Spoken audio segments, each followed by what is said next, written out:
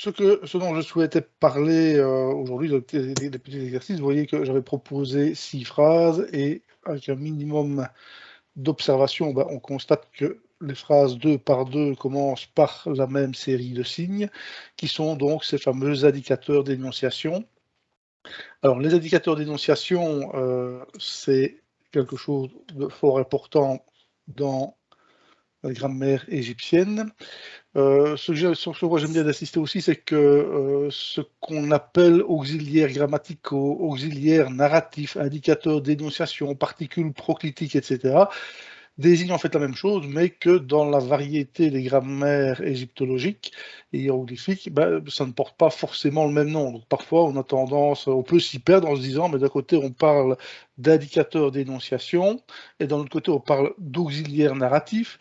Encore ailleurs, vous aurez des termes de mémoire comme copule, par exemple, copule d'introduction, etc. Donc, ces différents termes techniques grammaticaux qui sont dans une variété qui s'explique notamment par la formation initiale des égyptologues. Si vous avez quelqu'un qui est venu plutôt par la philologie que par l'archéologie, eh bien, il va peut-être pas avoir tout à fait le même vocabulaire technique, entre guillemets, et on va avoir des variations. Mais en réalité, ça désigne le même type d'élément grammatical.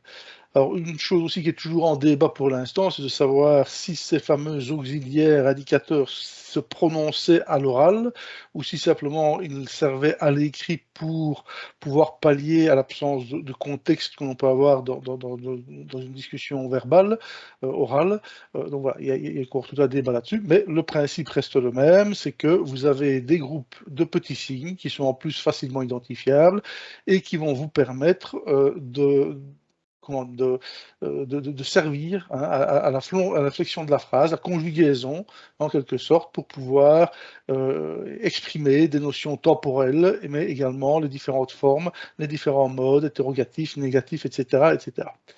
Alors, les indicateurs d'énonciation, moi j'ai fait un choix méthodologique pour m'y retrouver, qui était de choisir d'appeler indicateur d'énonciation les particules lorsqu'elles se trouvent dans des phrases non verbales et de parler de particules proclitiques et enclitiques lorsque on est en contexte de prédication verbale. Donc c'est vraiment un choix, hein, c'est un choix enfin, c'est un choix, c'est aussi le choix notamment du professeur Opsommer. Donc voilà, moi j'ai décidé d'utiliser ces termes-là pour pouvoir s'y trouver plus facilement. Donc indicateur d'énonciation, c'est ce qu'on appelle, c'est ce qu'on va utiliser dans les phrases non verbales.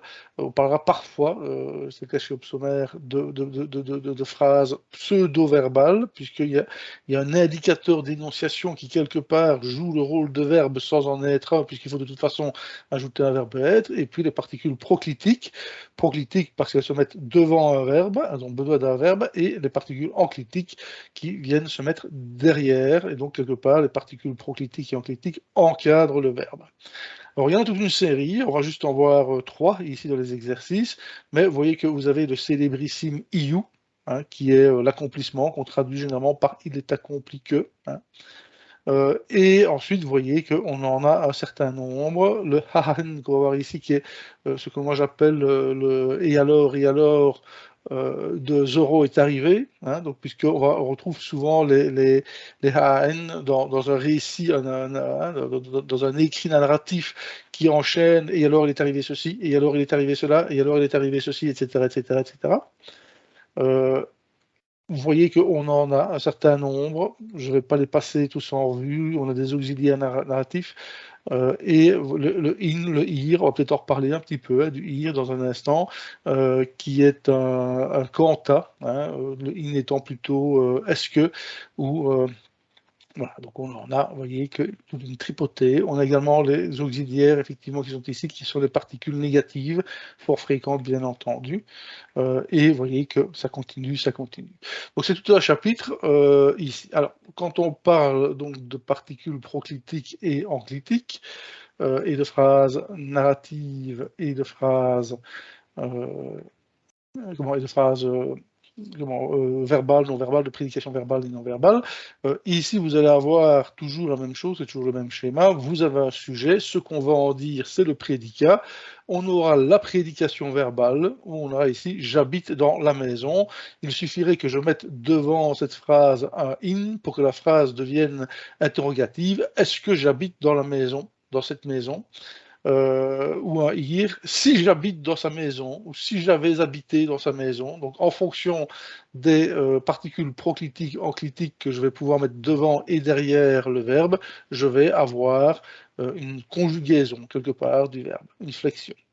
Et donc, les mêmes, donc je pourrais tout à fait mettre ici un iu, il est accompli que j'habite dans la maison. Voilà, bon, c'est un fait que j'habite dans la maison.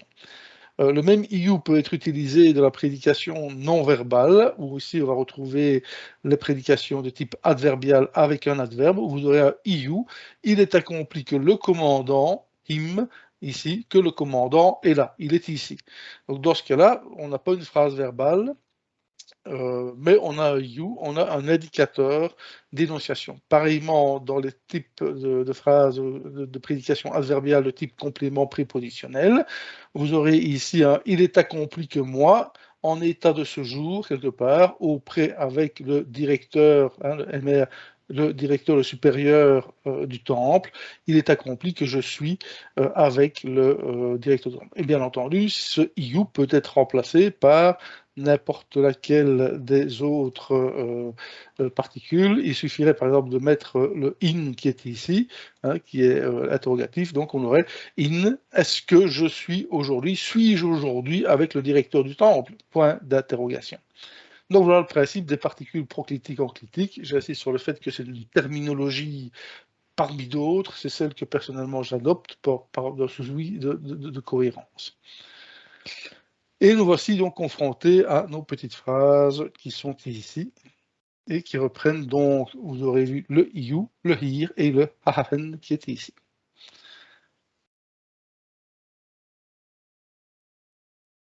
Donc, et je précise qu'effectivement, M. Bonnet avait tout à fait le premier repéré le fait qu'ici il y avait une coquille avec un T qui était ici au lieu d'un R. Nous sommes ici sur une première phrase, donc première des choses, hein, c'est d'arriver à la découper, donc de retrouver les points de calage. Ici, ben, lorsque je regarde, je vois que, et je vais vérifier que je suis passé en mode, ici, voilà.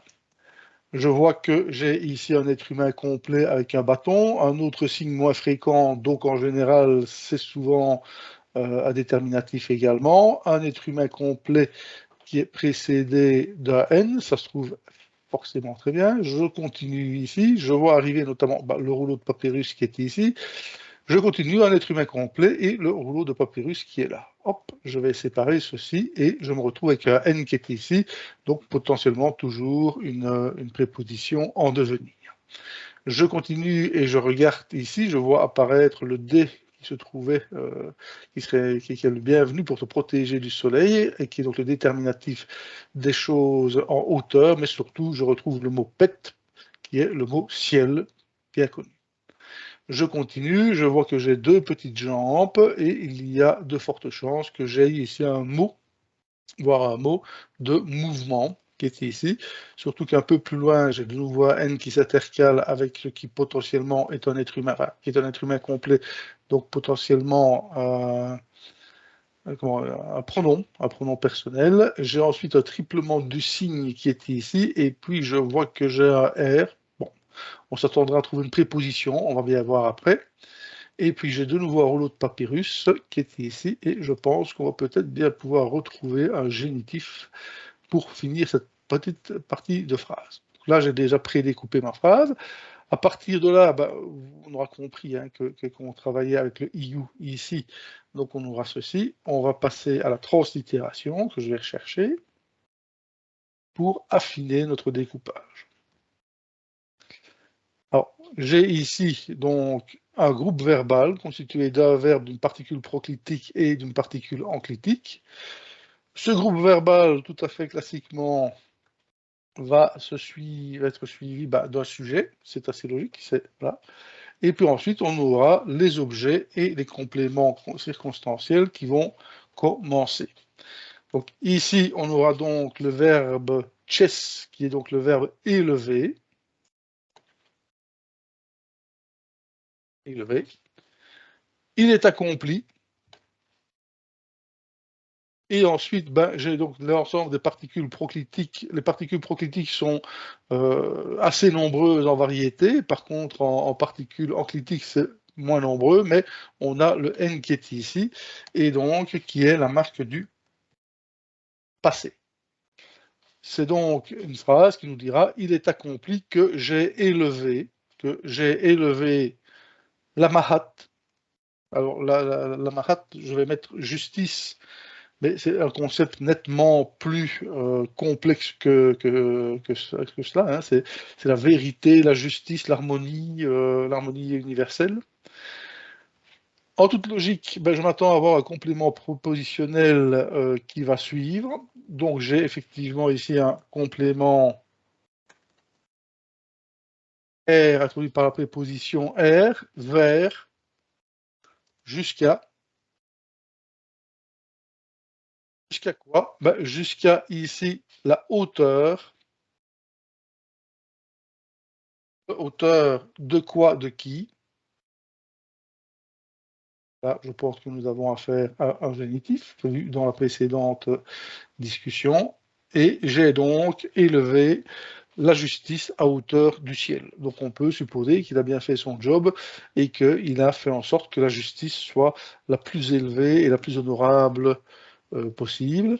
Cette phrase continue par une autre phrase sur laquelle on aura le verbe qui est ici, le groupe verbal.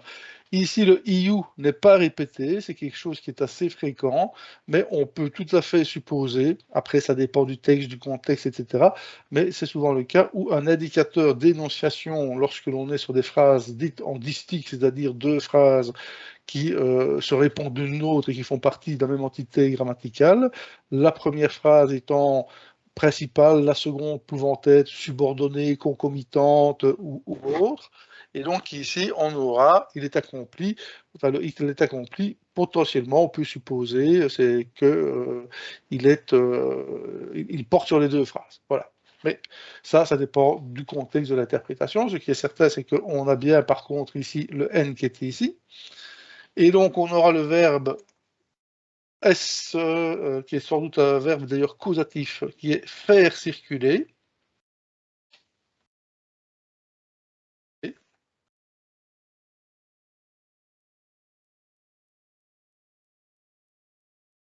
Alors, j'ai fait circuler, et là, j'ai été un peu brutal dans mon découpage, parce que, et là, le problème, c'est qu'on peut avoir éventuellement deux traductions possibles si les mots existent, mais ici, on a faire, néferou. Donc, en fait, dans ma première traduction ici, néferou, hop là, j'étais trop vite, c'est l'édition annulée, voilà. Édition, voilà. Ici, le néferou, c'est le complément, et le R en question, qui était ici, la préposition, elle est un peu plus loin. Donc ici, on a donc saboté au pluriel.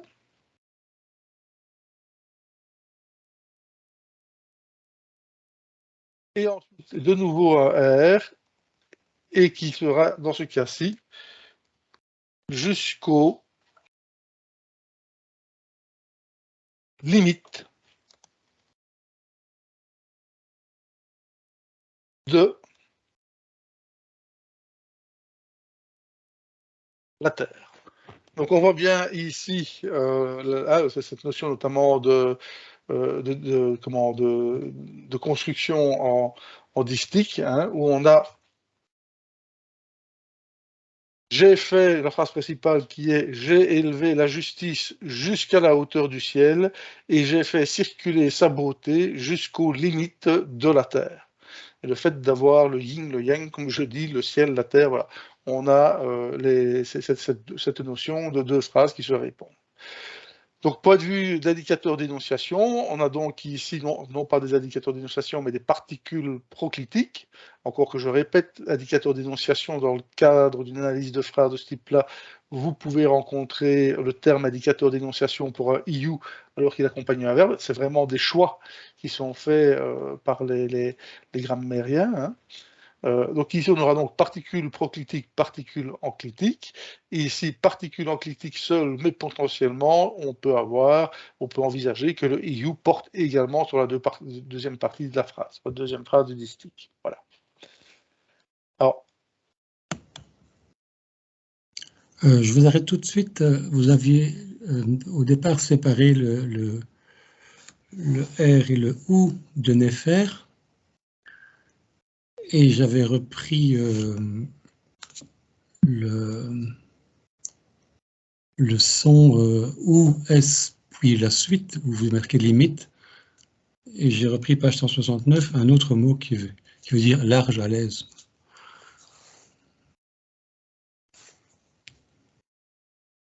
Alors ici, si vous reprenez... Attendez, je vais faire... C'est ça la difficulté ici, c'est que vous avez la possibilité d'avoir deux traductions possibles. Et alors, dans ces cas-là, soit on aboutit à une traduction qui n'a pas de sens, on se dit il y a un problème quelque part, soit potentiellement cette traduction peut avoir un sens. Donc, vous remettiez ceci, donc c'était cette partie ici, et c'était R ou S. C'est ou S, puis la suite. Ouais. Puis la suite de là où c'est marqué limite, quoi. Moi, j'ai fait pareil. Et puis je me suis dit... C'est vrai que ça ne veut pas dire grand-chose. Mais non, justement, c'est un peu... Ici, voilà, vous êtes dans le cas où, lorsque vous faites, où il y a plusieurs découpages possibles du texte, d'accord, et que si vous aboutissez dans votre découpage du texte à des mots qui ont un sens, on est bien embêté, parce que on arrive à deux traductions qui parfois peuvent être fort différentes. Et c'est pour ça que l'importance du contexte est essentielle. Hein. Et donc ici, si je reprends, on va regarder. Vous m'aviez dit que c'était, vous avez été rechercher le mot 169. Oui, ou 174 sur la dernière édition. C'est le WUSX. Oui, c'est ça. Le WUSX, en fait, il me semblait que largeur, c'était WUSX, et là, on a WUSERX. C'est ça, il y a... vous disiez 169. Hein.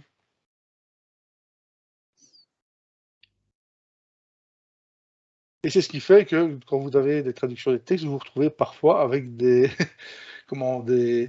des kilomètres de notes infrapaginales parce que la personne qui traduit le texte argumente évidemment son choix. Donc, vous m'aviez dit page 169. C'est juste là au-dessus, voilà. On est donc, voilà, ici, effectivement, où est effectivement, où l'on a, à ce moment-là... Il y a le R qui me dérange, là. Mais c'est ça. Le R m'embêtait, effectivement. Bah, oui, après, voilà, il y avait sans le R. Néphérou, ça pouvait être, moi j'ai trouvé, dans le sens de fin quelque chose, la fin de quelque chose aussi. C'est l'accomplissement, oui, l'accomplissement final. Ouais. Donc, ce serait la fin du vaste pays, quoi, la limite, je pense, du vaste pays. C'est vrai que je m'étais interrogé également sur le fait de parler de largeur de pays, largeur du pays, etc. Mais c'est vrai que le R m'a dérangé. Parce que normalement, c'est OUSX. Et là, ça ne me choquait pas. Mais comme il y a le R qui vient là, et je me suis dit, bah, qu'est-ce qu'il vient faire là? Et du coup, ça me posait problème. Est-ce que c'était bien OUSX? Alors, on est tout à fait typiquement dans le cas de choix qu'il faut faire par rapport au texte. Et voilà, c'est les deux ici, vous avez une variante du texte, donc ici ce serait sur la largeur de la Terre.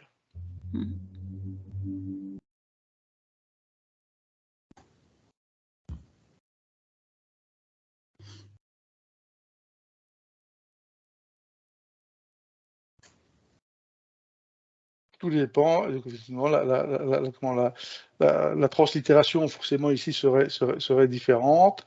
Et voilà, c'est ce genre de choses quand vous lisez les publications scientifiques où vous avez sans arrêt oui, mais un tel a dit que, oui, mais un tel pense que.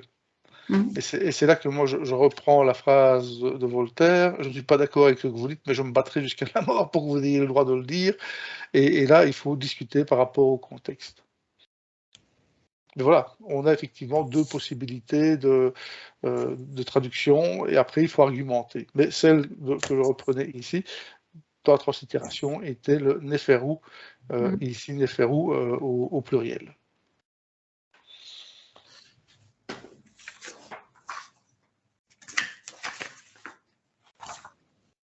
Toujours avec IU, on a ici, si on souhaite les découper, on retrouve deux verbes de mouvement.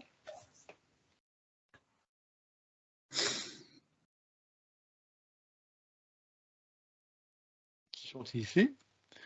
Alors, le IU qui est ici, on a un pronom personnel qui apparaît. Donc là, on a un verbe avec uniquement une particule proclitique. Et je vais ensuite rechercher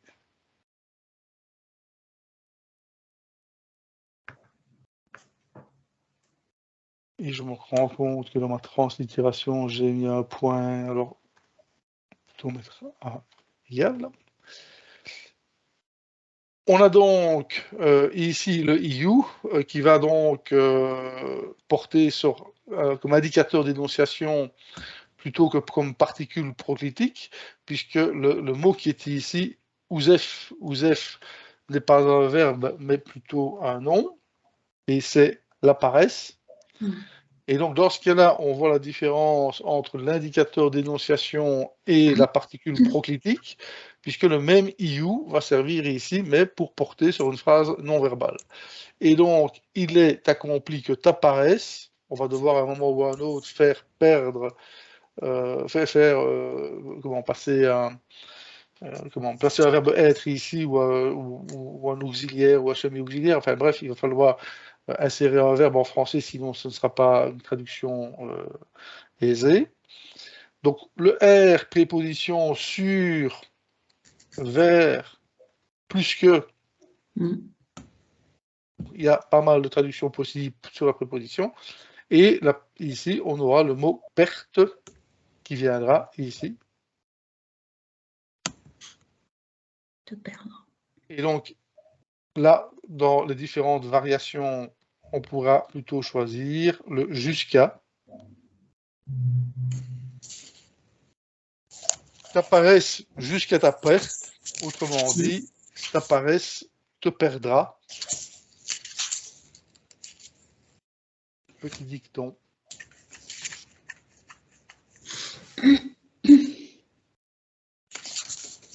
Et encore une fois, par rapport au thème de cette petite séance, on voit bien que ici, le IU porte sur une phrase qui n'est pas verbale. Donc moi, je parlerai plus d'indicateur d'énonciation ici et de particules proclitiques dans le cadre de la phrase précédente. J'ai une petite question sur le IU. Le fait qu'on n'utilise pas le même signe, qu'on utilise le Z7 là sur le deuxième. C'est pareil. C'est lié à l'époque ou ça n'a rien à voir? C'est globalement, le plus souvent, lorsque dans une transcription hiéroglyphique, vous avez ce signe-ci, c'est que le document, très souvent, en fait, vient à l'origine de documents hiératiques. Que ici, on est plus peut-être sur un document hiéroglyphique, mais sinon, c'est tout à fait équivalent. Sur la phrase précédente, moi, j'étais arrivé avec le Faulkner sur le THI, qui était plutôt dans le sens de se déplacer, etc. Et la paresse avec la lenteur. J'ai été arrivé à une phrase qui n'a rien à voir, mais c'était comme quoi la personne était lente à se déplacer. Merci. Oui. En fait, ce genre de subtilité-là, on les établit en fonction du contexte du texte. Oui, mais moi c'est pareil. J'ai encore pareil les deux mots. Moi, c'est ta négligence t'égarera. Oui, on est dans le même. On est dans le même registre. Enfin, pour moi, les deux phrases sont même. Mais ça, c'est le problème, c'est que vous devez utiliser le vocabulaire français. Il faut imaginer qu'un anglais ou un allemand arrivera encore à des subtilités. Oui, ta négligence t'égarera, ta paresse te perdra. Là, vous êtes au stade non plus de la traduction, mais de l'interprétation. Ouais. Mais c'est juste. Hein, ta négligence t'égarera. Oui. C'est assez, il faudrait que je retrouve. D'accord, c'est pas le problème. Mais c'était quel texte encore? Le même texte, traduit il y a plus d'un siècle. Je me demande si c'est pas l'hymne au Nil. Il faudrait que je retrouve. Mais je pense que c'est ça, le grand hymne au Nil, à Pi. Et la traduction du texte d'il y a un siècle était encore influencée par j'ai presque envie de dire Victor Hugo, par la grande littérature française. Et alors, on avait des traductions du type « Oh, toi, le Nil, qui vient, qui enrichit l'Égypte, terre bénie des dieux, etc. » Et puis, la même traduction reprise un siècle plus tard, merci à toi, fleuve, qui irrigue nos cultures. Oui, c'est pas la même chose. Mais globalement, c'était la même chose. Mais oui, le texte. Voilà. Mais ce qui veut bien dire que la culture dans laquelle baigne le traducteur fait que vous arrivez à des traductions différentes. Bien sûr. Voilà. Mais ce qui est quand même étonnant, c'est que globalement, on arrive quand même plus ou moins au même texte. Quoi.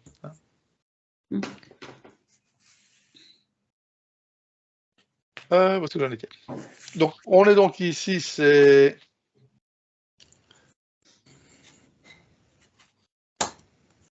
Donc, si on regarde la phrase suivante qui est ici, avec le IR, donc le IR qui exprime les phrases conditionnelles, si. Alors, ce qu'il faut savoir, c'est que les phrases qui commencent par si, souvent, vous aurez un alors. Bon. Alors qui est sous-entendu, donc une deuxième partie de la phrase qui va être sous-entendue un peu plus loin. Donc, ce qui est certain, c'est que là, nous avons des êtres humains complets. Donc, on sait qu'on peut couper. On voit un bouclier avec une hache de guerre, et puis on a également un homme qui tient un bâton déterminatif de la force. Donc, on peut supposer qu'on part sur un verbe un peu guerrier, quelque part. Surtout qu'un peu plus loin, j'ai un être humain qui est ici, et cet être humain, il est entravé, donc le pauvre, il y a de fortes chances que ce soit un prisonnier. Alors un peu plus loin, je vois que j'ai un déterminatif de nom de lieu et même un déterminatif bin négatif. Et puis je vois que j'ai encore un peu plus loin des éléments un peu plus compliqués qui sont ici, mais avec à chaque fois j'ai un cas là, j'ai un cas là, j'ai un cas là. Je cherche mon sujet, toujours la première chose que je cherche, et si je cherche mon sujet et que je vois que j'ai la répétition de ceci qui vient juste après l'auxiliaire des indicateurs d'indication qui est ici, il y a de fortes chances que le tu soit là le sujet de la phrase. Hein. Donc ce serait un si tu, hein, si tu. Voilà. Bon. On va voir ensuite. Ce qui sera intéressant dans cette phrase-ci, c'est là l'indicateur. Non, c'est pas du tout ça que je voulais faire. Hein. Donc, c'était reprendre.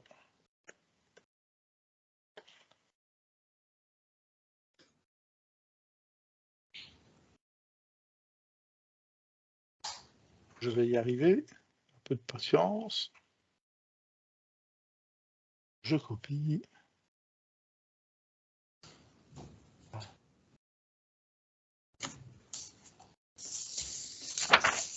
Alors, si je reprends même ma liste, on verra que...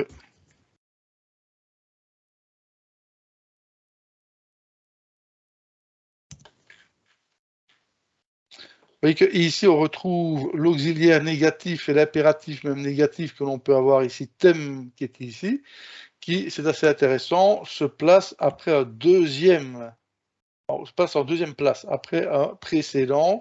Donc, on peut avoir, c'est pas courant, mais on peut avoir des phrases dans lesquelles on va avoir deux indicateurs d'énonciation qui se succèdent. Hein. Donc ici, par exemple, on aura donc le si. Ensuite, la négation, ne pas. Donc, mais ça arrive, où vous avez deux indicateurs d'énonciation. Il ne faut pas croire qu'il n'y en a jamais qu'un seul, il peut y en avoir deux qui se succèdent dans une phrase. Alors, on aura donc un si ne pas toi, si tu ne pas. Ensuite, on aura un erdit avec... et là, je pense que il faut couper là. Donc, si tu ne fais pas que l'on fasse erdit, verbe faire, le combat, et ce combat, c'est mon combat. Si tu ne permets pas que je puisse faire mon combat vers au sujet de les méchants kefti, ils ont ici. Adversaire. J'allais dire les ennemis, mais adversaire est tout à fait, hein, tout à fait valable. Ce sont tes ennemis. Littéralement, on aura le bout qui est ici, avec le petit déterminatif qui est le mal. Alors, la notion de bout est dommage, je vous invite à faire des recherches et à regarder un petit peu, mais c'est le mal, c'est la malédiction, c'est le... c'est vraiment la putréfaction, même dans certains cas, et pour les Égyptiens, la putréfaction, c'était quelque chose qu'ils n'aimaient pas. Mais voilà, c'est...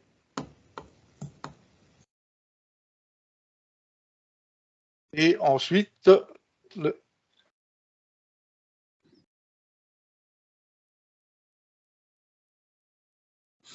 c'est là qu'on se rend compte qu'on est quand même fort loin du français.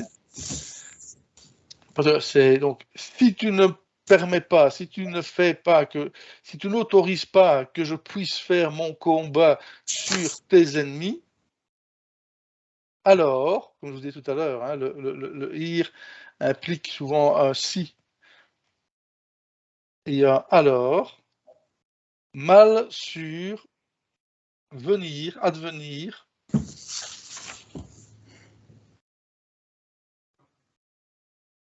sur toi ou vers toi.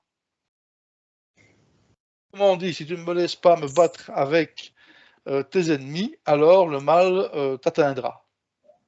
Et c'est là que c'est quand même franchement plus compliqué en égyptien qu'en français, et qu'on se rend compte qu'on est, on est très loin de nos structures grammaticales propres. Donc si tu ne fais pas, si ne pas autoriser, si toi tu n'autorises pas que je fasse mon combat, que se fasse mon combat sur tes ennemis, alors, tout à fait sous-entendu, le mal sera le mal sur advenir sur toi.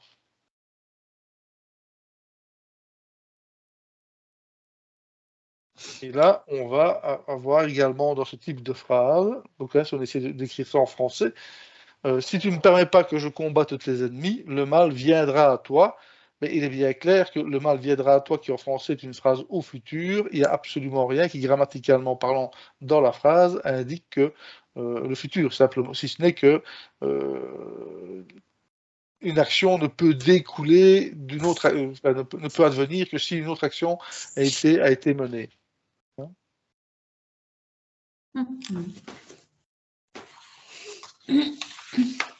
Ah, c'est toute la problématique des phrases non verbales qui sont souvent plus compliquées par rapport à notre manière de penser.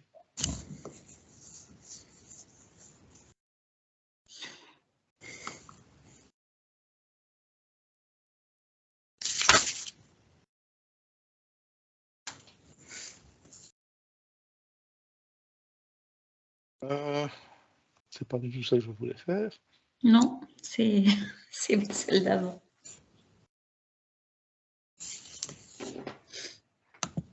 Donc, toujours pareil, j'ai ici ma phrase qui est là. On a bien compris qu'on avait toujours l'indicateur IR, donc on est sur une conditionnelle. J'ai un être humain complet qui vient se promener par ici. Je continue un petit peu plus loin, je vois que j'ai de nouveau des êtres humains complets qui sont là. J'ai ici le petit carrefour au 49, il y a un petit trait qui est suivi d'un K. Et donc j'ai ici un K, pronom personnel, potentiellement, qui pourrait être le sujet de la phrase, d'autant que je le retrouve ici. Alors, est-ce que c'est les bons ou pas? Je repère mon petit lapin, mon lièvre plutôt, qui est ici, le un. Quand je le vois, ben, je ne peux pas m'empêcher de penser à Alice au Pays des Merveilles. Chacun ses moyens mnémotechniques. Et si je remonte la phrase, ben, je vois apparaître ici de nouveau un K qui est précédé d'un SGEM, verbe bien connu, écouter, entendre, qui serait suivi alors d'un K qui à ce moment-là serait donc le sujet, un tu. Et puis ensuite, ben, si j'ai un groupe verbal qui serait là, ir, SGEM, si tu écoutes, bon, encore au sujet. Si tu écoutes, c'est ITEF. Au sujet 2, à propos. Si tu écoutes les ITEF, ben, les ITEF, ce sont... Enfin, je dis les ITEF, il n'y en a qu'un seul. Hein. C'est le père. Et je précise que le F est en principe muet, c'est it. It en translittération, le F est muet. Le F est muet, désolé. On est toujours sur le sujet seconde personne du singulier. Donc, si tu écoutes ton père, advenir, devenir, je suis en retard, je suis en retard, je suis en retard,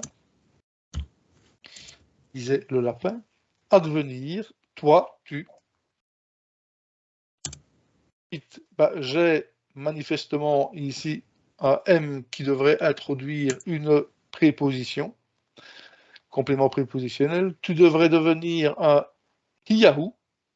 Et alors la question qu'il faut se poser, c'est de savoir si ici, le déterminatif humain est un pronom personnel suffixe, mais ça n'aura pas beaucoup de sens. Hein, si je dis « tu adviendras en état de mon vénérable », de mon vieillard plutôt, enfin, c'est un peu pour les espèces, c'est pareil, ancêtre, vieil homme.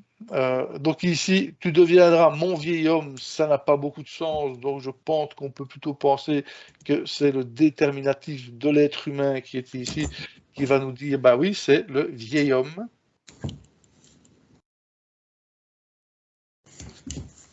Et on a ensuite de nouveau un complément prépositionnel dans,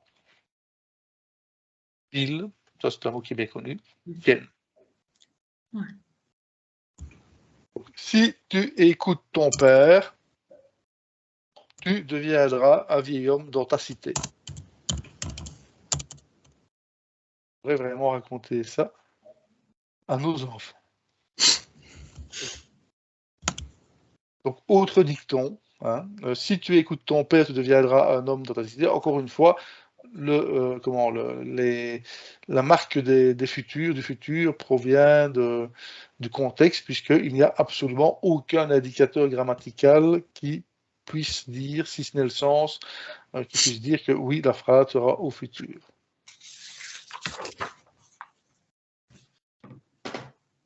Encore une fois, nous sommes ici dans une phrase où, voilà, si vous avez un si, ben, vous avez un alors, très souvent.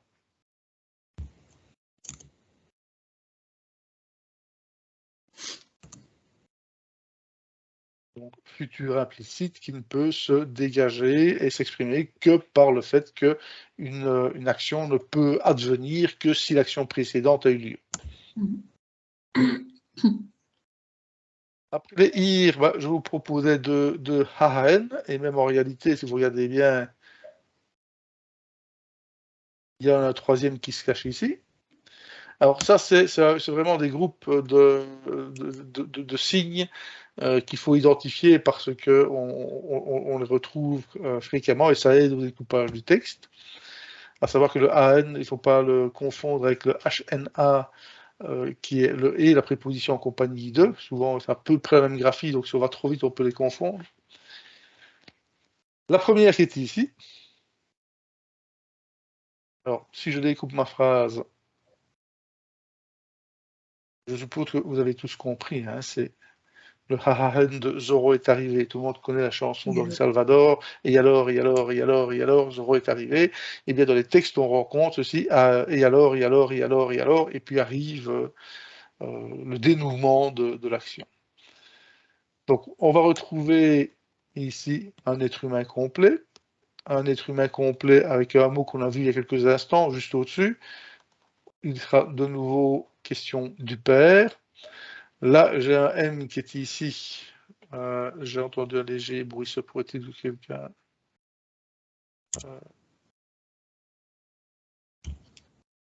je vérifie. Non, tout est en ordre. Deux petites jambes qui marquent le mouvement, qui est ici. Là, on a le petit canal qui est ici, et on voit apparaître des F un peu partout. Alors là, on se dit, bah, peut-être bien qu'il doit y avoir quelque part un troisième personne du singulier, peut-être, hein, qui était ici, parce qu'un peu plus loin, je vois que j'ai un groupe de signes que je connais bien avec l'empiré qui était ici, le PR, et donc c'est l'aquette, c'est-à-dire l'horizon. Hein.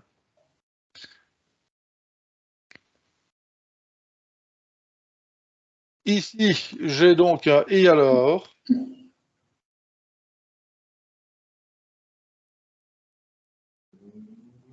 Je n'ai pas de verbe qui suit, donc je me dis, je ne suis pas dans une proposition verbale, mais j'ai un pronom un PS qui se met ici. Et là, je suis plutôt sur une proposition à prédicat adverbial de type complément prépositionnel, puisque j'ai un M qui apparaît ici, et que littéralement, je vais avoir « et alors, moi », difficile, hein, les phrases non verbales, « moi, dans, trône », mais en même temps, trône d'Osiris, mais place, et trône, hein, donc ici.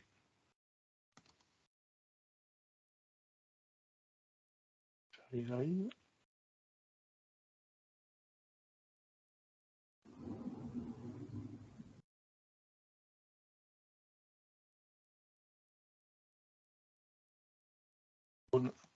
De. Alors, le hit qui est ici, là, on peut être un peu embêté parce que si on le prend tout entier, c'est pair, mais il y a des graphies qui existent où c'était écrit ainsi. Je pense que dans le dictionnaire, vous avez dû le trouver, où vous avez le père, et dans ce cas-ci, ce sera mon père. Et là, ça prend du sens, parce que la phrase veut dire « et alors, moi sur le trône de mon père ». Autrement dit, et alors j'ai succédé à mon père sur le trône d'Égypte. Hein? Là, j'ai le sujet qui était ici, un premier complément prépositionnel qui était ici. Je n'ai pas de verbe, je suis donc sur un indicateur d'énonciation et non pas sur une particule proclitique. M, là, on est sur une préposition composée. Ouais. Après que.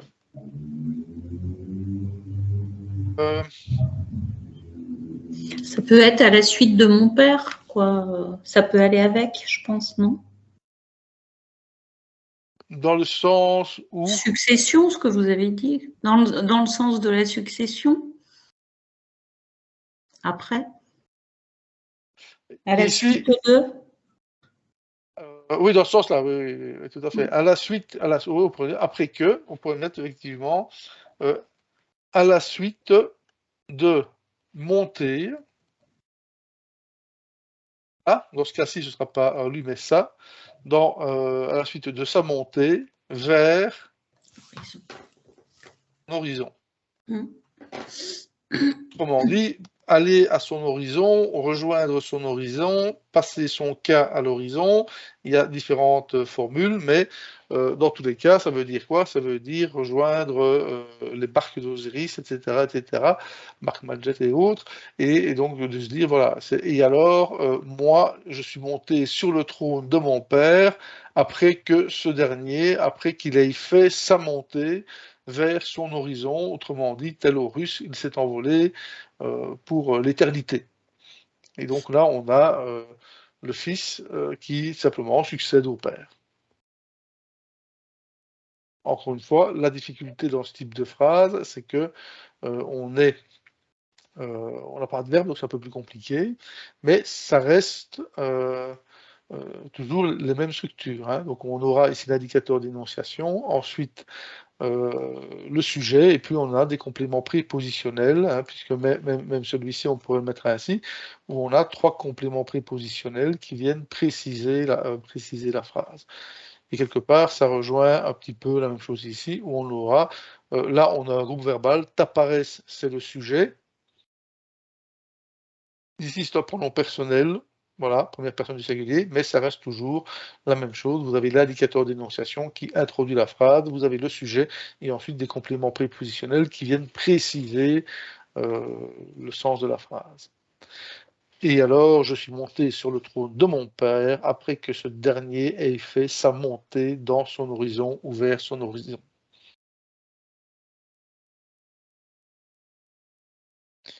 Toujours avec le fameux « et alors » qui était ici.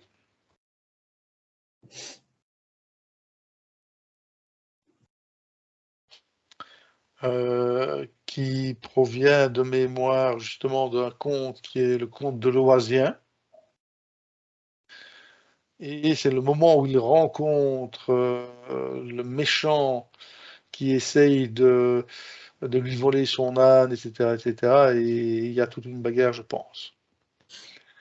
Ce qui est intéressant, c'est que donc ici on avait une phrase, et si vous avez remarqué, on a 2 hahahen qui sont ici dedans.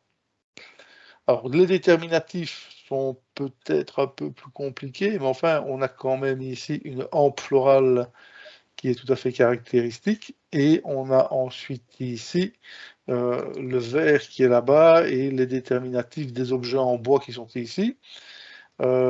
Potentiellement on pourrait se dire que là on a une préposition R, mais ici on aurait un RF. Alors de 2 choses, l'une, le RF, c'est soit la particule comme le ist qui renforce l'affirmation, soit c'est la préposition pour le pronom personnel sur lui, vers lui, à son sujet.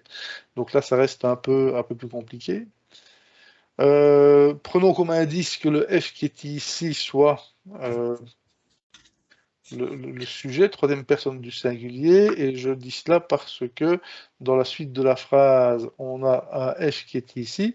Là, on a le petit lambeau de chair dans le coin en bas à droite, et donc on a de nouveau un F. Donc on peut supposer que la phrase est à la troisième personne du singulier. Et effectivement, si je remonte au-dessus, je vois que j'ai ici des NF, NF. Ce qui voudrait dire que, et c'est là que c'est parfois un petit peu vache, hein, on aurait donc ici, vous voyez, on va mettre un petit peu ainsi, bon. Parce que ici, j'ai un paradigme SGMNF, hein, où j'ai et alors, le verbe, le passé et le sujet. Donc ici, troisième personne du singulier. Le verbe qui est ici et qui est donc tcha, donc prendre, saisir. On aurait donc et alors il prit pour lui, oui.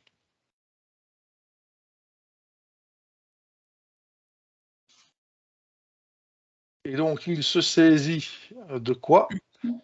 Il se s'agit d'une yahat it ici, d'une baguette, ouais. Bon, j'avais tige, mais ça revient au même.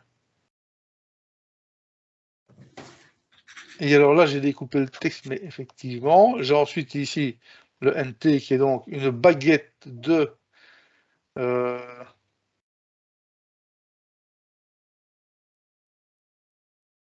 là, on a tous les déterminatifs qui indiquent qu'on a à faire, et effectivement, on devrait avoir ici, à ce moment-là, du ICER, puisque ceci, c'est le déterminatif.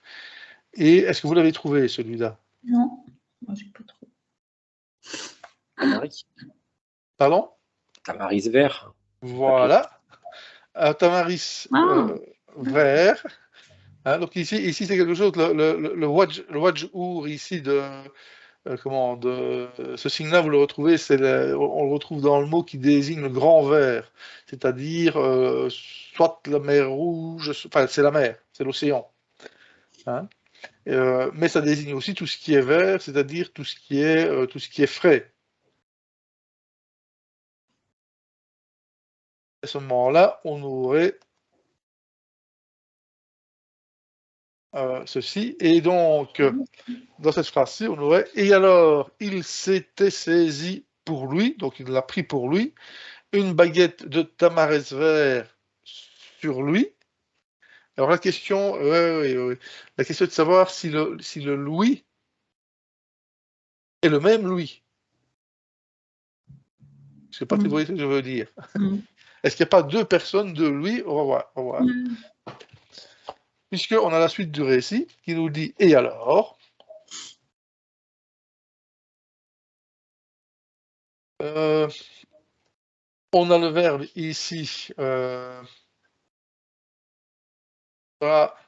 aussi. J'allais dire battre gentiment, Oui, mais rosser, effectivement, c'est bon aussi. Et alors, il, de nouveau, hein, on est toujours sur un 3PS, hein, troisième personne singulier. Bon, là, par contre, c'est les membres, le corps, ça, c'est un mot, et là. Lui, toujours un 3PS qui est là, mais est-ce que c'est le même PS? Parce qu'en fait, ici, il y a et bon, on connaît le texte, je spoil un peu, hein, mais il y a le méchant, le gentil, et le méchant va battre le gentil. Hein. Alors, on a ici un cas tout à fait classique, là où vous avez le neb. Donc, quand vous avez un adjectif qui vient préciser le sens d'un mot, et que vous avez un pronom personnel suffixe, ça c'est une règle à retenir, le pronom personnel suffixe s'intercale entre le nom et l'adjectif épithète.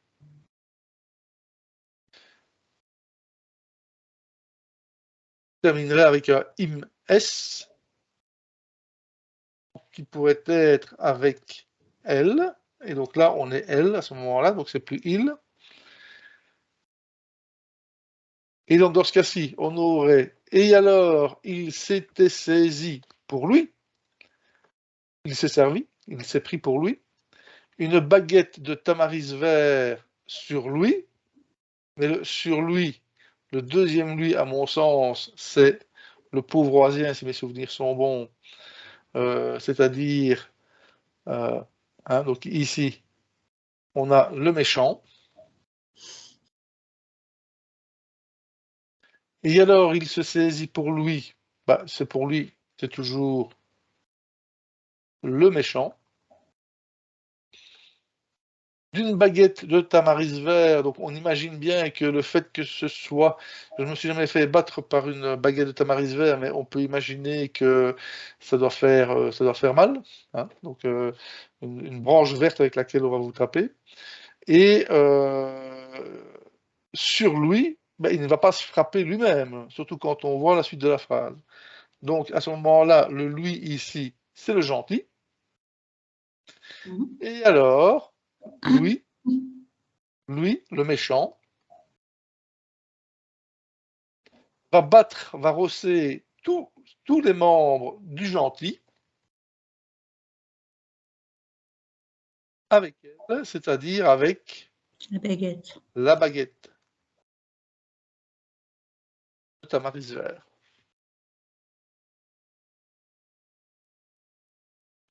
Ça me paraît bon, moi, là.